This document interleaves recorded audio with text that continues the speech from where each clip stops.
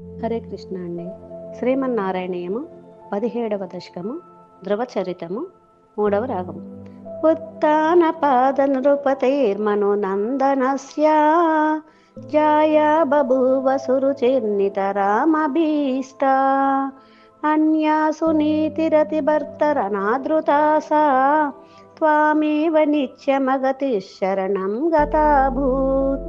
కృష్ణ అంకే పితుస్సురుచిపుత్రకముత్తమం తం దృష్ట్వా ద్రవఃఖిల సునీతిసుతోదిరోక్ష్యన్ ఆచిక్షిపేఖిల శిశుసుతారాం సుధాసురుచ్యా దుస్సంత్యజ ఖలు భవద్విముఖైరసూయా. కృష్ణ త్వన్మోహితే పితరి పశ్యతి దారవశ్యే దూరం దురక్తి నిహతః సకతో నిజాంబాం సాపి స్వకర్మగతి సంతరణాయ పుంసాం త్వత్పాదమేవ శరణం శశవే శశంస.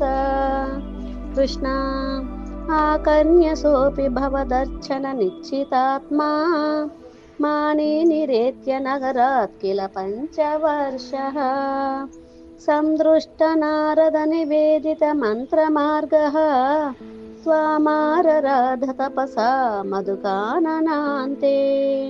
కృష్ణ తాతే విషణ్ణ హృదయే నగరీం గతేన శ్రీనారదేన పరసాన్విత చిత్తవృత్తౌ బాలస్త్వదర్పితమనాః క్రమవర్ధితేన నిన్యే కఠోర తపసా కిల పంచమాసాన్. కృష్ణ తావత్ తపోబల నిరుచ్ఛ్వసితే దిగంతే దేవార్తితస్త్వముదయత్ పురుణార్ద్రచేతాః త్వద్రూప చిత్ర సనిలీనమతే పురస్తాత్ ఆవిర్బభూవిత విభో గరుడాధిరూఢః.